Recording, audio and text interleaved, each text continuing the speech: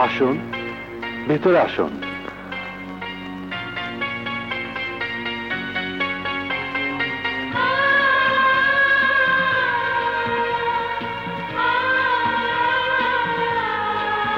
এত বড় বাড়ি আপনার? খুব সুন্দর। এটা নিজের বাড়ি মনে করবেন। আমার বাড়ি? না না, আমার বাড়ি এত বড় হবে কি করে?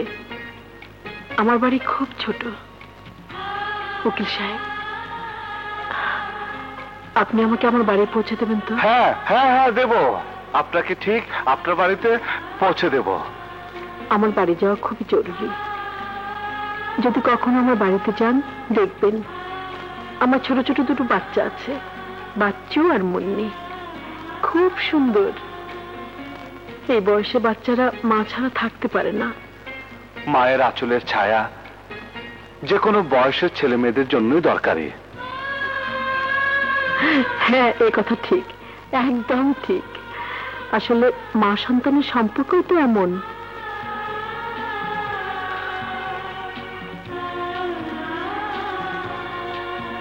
কিন্তু আমার চিন্তা, কে সময় মতো ওদের দুটো খেতে দেবে? জরুরি প্রয়োজনে কে এগিয়ে আসবে? মা বাপ ছাড়া বাচ্চারা কি মানুষ হয়? ও আমার ছোট বোন আশা। আরে, আমার মেয়ের নামও তো আশা। আশামণি। আশা, মাকে উপরে নিয়ে যা। আসুন। হ্যাঁ, চলো। আরে হ্যাঁ, উকিল সাহেব, আপনি আমার একটা কাজ করে দেবেন? জি। আসবার সময় বড় ডাক্তার সাহেব আমার জমানো টাকাগুলো দিয়ে দিয়েছে। টাকা কটা আমার বাড়িতে পৌঁছে দেবেন। বাচ্চাদের দরকার হতে পারে। আর হ্যাঁ, ওদের বলবেন মা 2 দিনের মধ্যে বাড়ি আসবে। নিশ্চয়ই আসবে। চলো।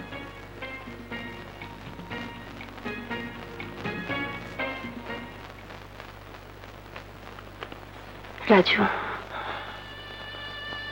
রবি, আমার মায়ের কথা তো শুনলে। আজও মায়ের ধারণা আমরা ছোটই আছি।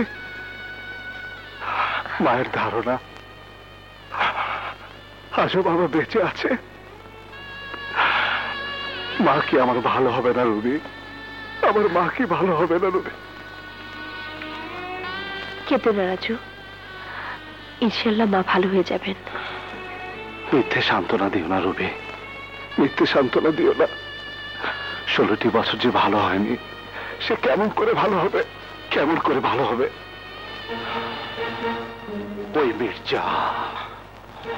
ওই মির্জা আমার বাবাকে কেড়ে নিয়েছে।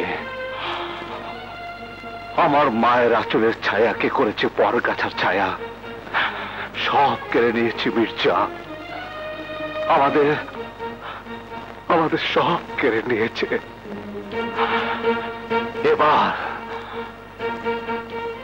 এবার আমার পালা।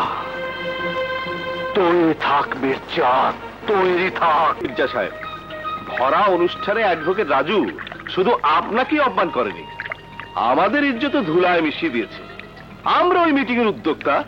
আঙ্কেল, হুকুম করুন, রাজুর মাথাটা শরীর থেকে আলাদা করে দেই। না ভাতিজা, না। হয় ড্যাড? উকিলদের যুদ্ধ হাতে নয়, মাথা দিয়া হয়, আর তা হয় কোর্টে। রাজুর জোশ তো আমি কোর্টেই ঠান্ডা করে দেব। একটা মামলা আমার মুখোমুখি পড়তে দাও, তারপর দেখবো ওর হাতে কত জোর আর মগজে কত শক্তি। ব্যবস্থা হয়ে যাবে। কেমন করে?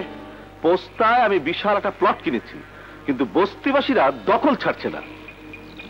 এর সাথে রাজুর কি সম্পর্ক? রাজু বস্তিবাসীদের উকিল, দখল সত্ত্বের মামলা লড়ছে।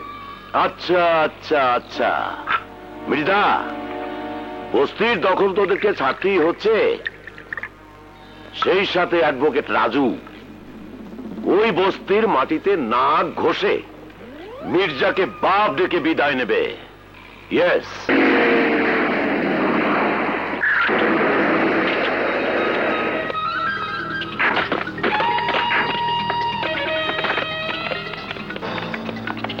হ্যালো স্মার্ট অ্যাডভোকেট, আমার লোকজন বস্তি ভেঙে তছনছ করার আগেই ইচ্ছে হলে আপনি কোর্টের অর্ডার দেখতে পারেন।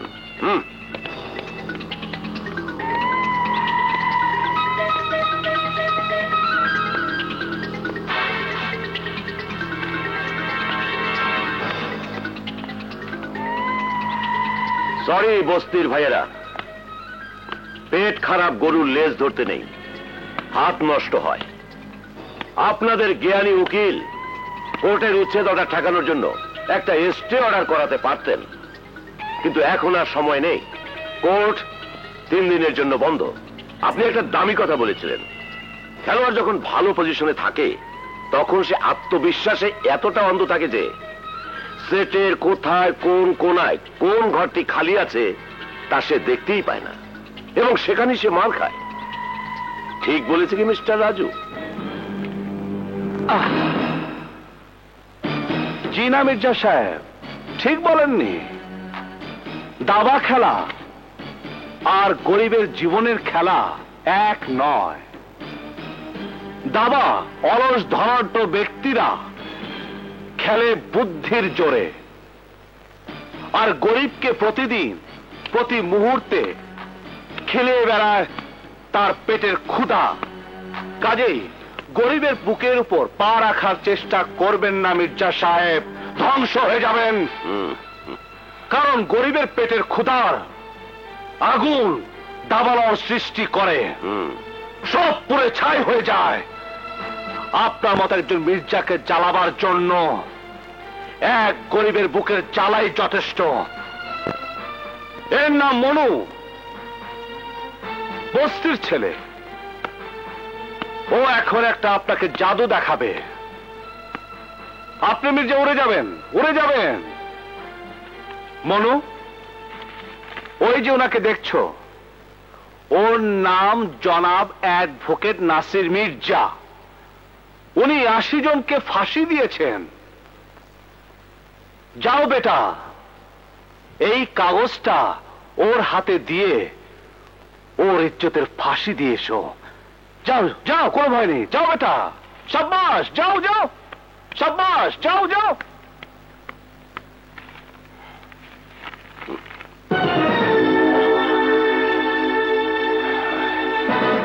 কি ওটা?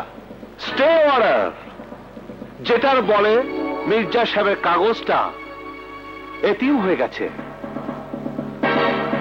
মির্জা সাহেব, খ্যাপা সারের লেজ ধরতে নেই, লাথি খেতে হয়। গরিবের দুশ্মন তো।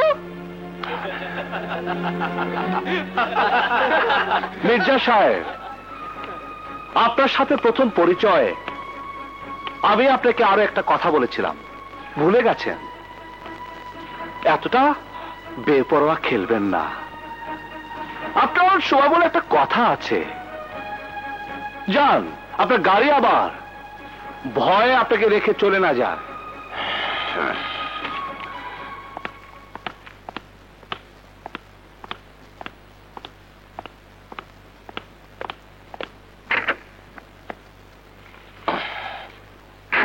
চলো।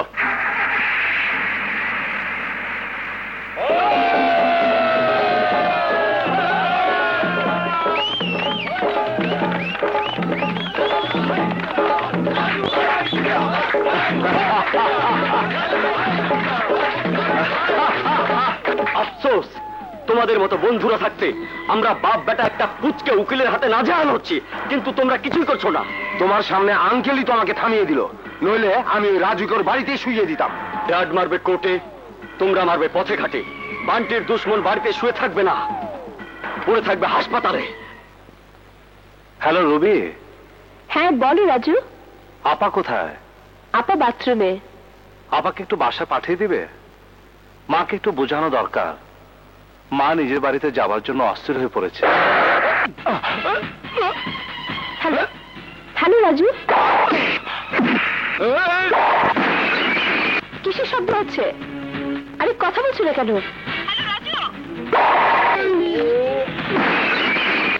হ্যালো, কি হলো রাজু?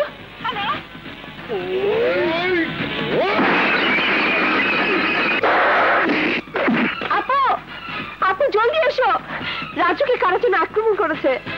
রাজু,